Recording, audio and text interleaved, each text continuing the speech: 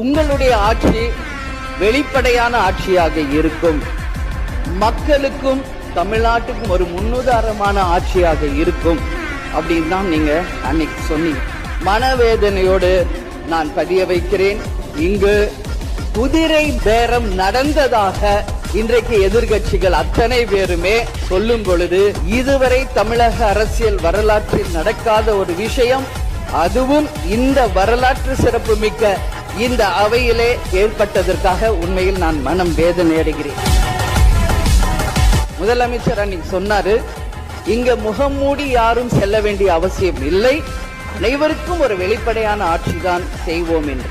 அப்படி இருக்கையில் முதல்வர் அவர்களை சந்திக்க யார் முகத்தை மூடிக்கொண்டு அன்று வாகனத்தில் சென்றார்கள் என்பதை நிச்சயமாக மக்களுக்கு தெரியப்படுத்த வேண்டும் என்பதை இந்த நேரத்திலே நான் கேட்டுக்கொள்கிறேன்.